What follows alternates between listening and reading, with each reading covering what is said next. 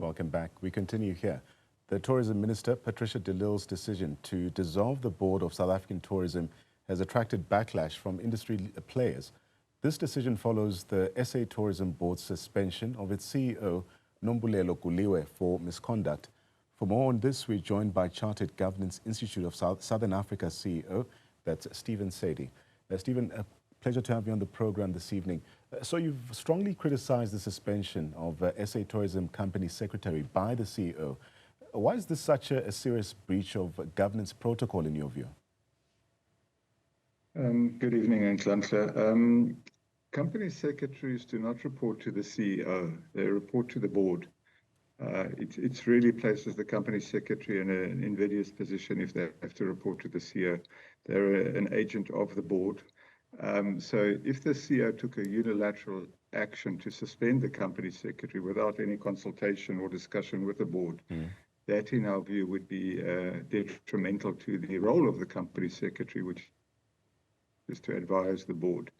We're a professional body for company secretaries. It existed in South Africa for the last 115 years, and the majority of our members are company secretaries. You cannot have CFOs or CEOs just taking a unilateral decision on a company secretary. Quite interesting. But for those unfamiliar with the role, can you elaborate on why the company secretary is so central to upholding governance within an organization, especially a public entity like SA Tourism? Yes, well, by law, any state-owned company and any listed company has to have a company secretary, and other private companies may choose to have one, but the company secretary is the custodian of governance in the company. They're there to advise the directors on their fiduciary duties in terms of legislation, in terms of the Companies Act, in terms of governance codes such as the King Code and so on.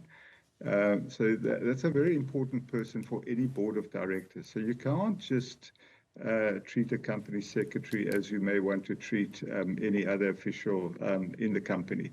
And I think the CEOs often overstep the mark. Now, obviously, if a company secretary wants to go on leave, and they may fill in a leave form and the CEO may sign that, but that's an administrative duty. But anything further than that, anything to do with their role with the board, must go to the board itself.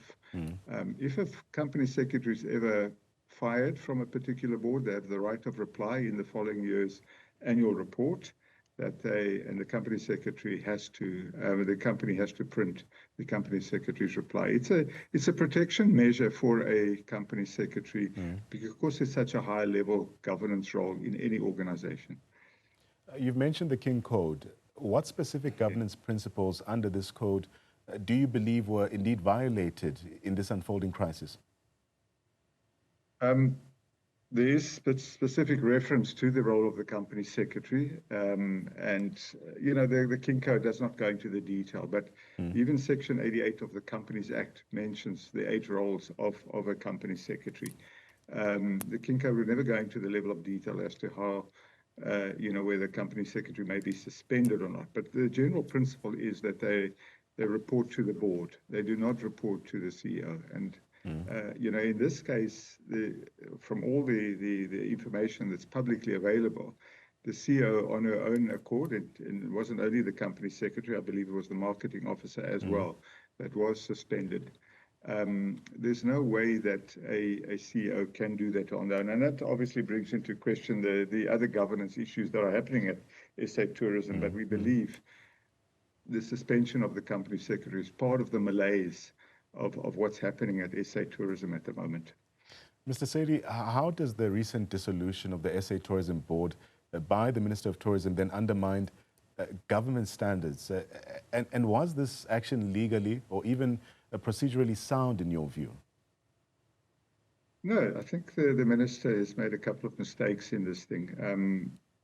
According to the former board members, there was no meeting on the 1st of August. The whole tenor of her letter to dissolve the board was that they had held an illegal meeting.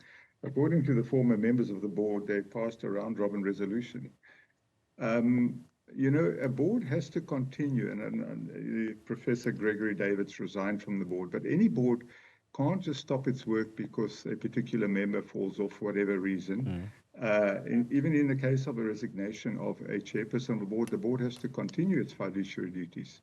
And it seems the minister took great exception to this, which we find quite strange, because even if they had met, they say they never actually had a meeting, but if they had a meeting, it is well within their powers to continue overseeing the governance of the company. You can't just stop your duties because, let's just say, for example, your chairperson has to go to hospital. You do not stop your work as a board member. Any board would not stop because the chairperson happens to be in hospital for an operation of some sort. The board continues. In this case, the minister herself was meant to, must in the Tourism Act, must appoint a deputy chair. She never appointed a deputy chair. That would have been the obvious person to take over. In the absence of any other person, the board themselves would agree as to who would chair any meeting and so on. But in fact, it seems by all accounts there was no meeting. There was simply a round-robin resolution. If you're talking about a board involved in corruption or incompetence, of course you can dissolve them. But to find such a flimsy reason to dissolve a board, to me, seems that the minister really was out of order, was an overreach. That is also why she's struggling to find good reasons as to why she dissolved this board. There's no such thing as an illegal meeting. There's no such thing, that you dissolve a board because of one particular meeting. We have lots of these government entities, state-owned companies, and so on. Can you imagine that every board would be dissolved because, they held a particular meeting or they passed a particular resolution? This is unheard of in South Africa with all the other governance issues we have. And I think the minister erred. She may have made up her mind already beforehand that she was going to dissolve the board, but I think that's a very flimsy reason that she's given. I honestly, it doesn't make sense in terms of any governance manual or any code that I've ever read that you close a board down for a reason like that, for passing a round-robin resolution. We always complain in South Africa that the boards don't oversee the officials, and in this case, there's particular strong reasons and allegations about the conduct of the CEO, not only in suspending the CEO, the company secretary, but also in terms of financial irregularities. The Auditor General has made certain findings against the CEO. And if the board was investigating that, they're well within their duty. And in fact, they have to investigate any malfeasance of the CEO, because the board hires, the board oversees the work, and the board can suspend a CEO if they find good reason to do so. It seems like the minister has taken the side of the CEO, which is rather unfortunate, because the minister has appointed the board, and these are credible people from the tourism industry. I've just listened to the spokesman from the Tourism Business Council. They're quite happy with the current board. These are credible members. Mr. Lawson Naidu, who's the chairman of Cricket South Africa, is also the head of the CASAC, the Committee for the Constitution of the South African Council for the Advancement of the South African Constitution. CASAC. Yeah. So these are credible people, and the tourism industry is also up in arms about this. So I really don't understand why the minister's taken such a hard line and has already replaced them with an interim structure. In terms of governance, this is not really acceptable. Yeah, but given that the board continued its duties after the chairperson's resignation, what does proper protocol then look like in such a scenario? Was the board right to indeed continue its work, including suspending the CEO without a chairperson? Yes, of course. Any board does not stop because one member is fault of a board. People resign for a whole range of different reasons. Some people are ill, some people emigrate overseas. I've never heard of a board stopping its function because a particular member falls off. You can just think of the number of boards that we have in South Africa, and someone might be riding a bicycle and have a bicycle accident and not be able to attend a board meeting.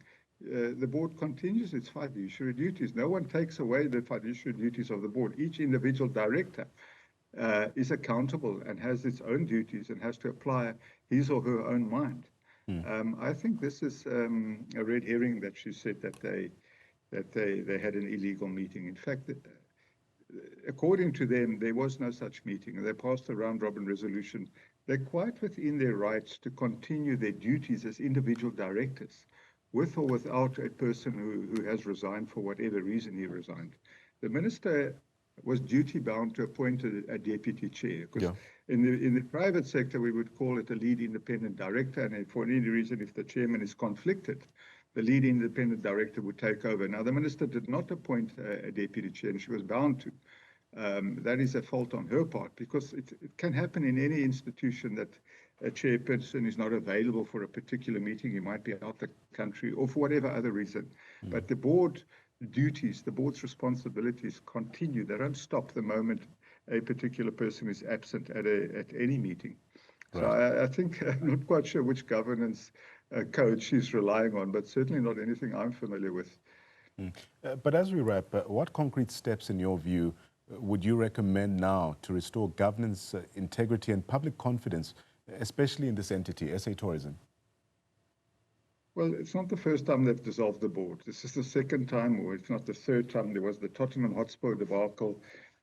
Last year, the board was dissolved again. You know, the minister has appointed these people. Suddenly, you cannot lose complete trust because they've taken a disciplinary action against the CEO. That is no reason for the minister to lose faith.